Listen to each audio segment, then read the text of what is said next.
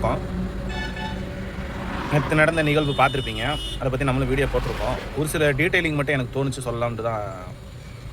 பார்த்தீங்கன்னா நேற்று நம்ம முதலமைச்சர் விஜய் அவர்கள் பார்த்தீங்கன்னா சிறப்பாக பேசியிருந்தார். ஒரு முதலமைச்சர் பேசும்பொழுது ஆதாரங்களோ எந்த ஒரு எவிடன்ஸோ எதுவுமே இல்லாமல் யாரும் பேச போகிறது கிடையாது. ஏன்னா அவர் 8 கோடி மக்கள் பார்த்துக்கிட்டு இருக்காங்க. அவங்களுக்கு உண்டான முதலமைச்சர் அப்படின்றத அவர் மனசில் வச்சு தான் எந்த ஒரு கருத்து இருந்தாலும் எடுத்து வைப்பாங்க. சும்மா எடுத்து வைக்கல. நிறையா கேஸோட ஃபைல்ஸ் அவர் கையில் வச்சுட்டு தான் அவர் பேசியிருக்கிறாரு. அதுவும் இல்லாமல் பேப்பரில் இருந்ததையும் பேசியிருக்காரு, பேப்பரில் இல்லாததையும் பேசியிருக்கிறாரு. அது மாதிரி அதை தப்பு செய்தவர்களையும் விட மாட்டோம்ன்றதை ரொம்ப வார்னிங் எடுத்துருக்காரு. ஏன்னா இதுக்கு முன்னாடி அதிரடி ஆக்ஷன் எடுத்துருக்காங்க. இனிமேல் அது விரைவாக இருக்கும்னு நான் நம்புகிறேன். உதயநிதி அவர்கள் வெளியே வந்துட்டு பேசினார். ஸ்கிரிப்ட் எழுதி டைரக்ஷன் பண்ணி நடிச்சுக்கிட்டு இருக்காங்க அப்படின்னு சொல்லிட்டு. இவர் விஜய் அவர்கள் என்ன பேசினாலும் இதைத்தான் நம்ம பேச போறோம்னு இவர் ஸ்கிரிப்டை ரெடி பண்ணிட்டு வந்துட்டு கையில் பார்த்து பேசிட்டு இருக்காரு. இவர் அதாவது விஜய் அவர்கள் என்ன பேச போறான்றது இவருக்கு தெரியாது.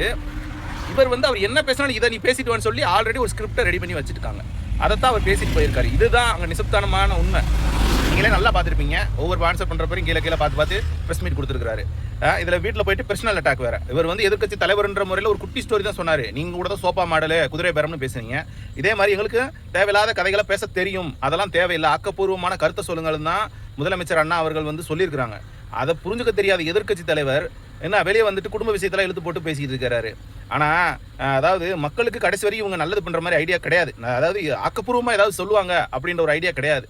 பார்ப்போம். அண்ணா அவர்கள் விரைவாக இதுக்குண்டான அந்த தப்பு செய்தவருமே விரைவாக ஆக்ஷன் எடுப்பாருன்னு நம்புகிறோம். நடக்கும், நல்லதே நடக்கும். தேங்க்யூ.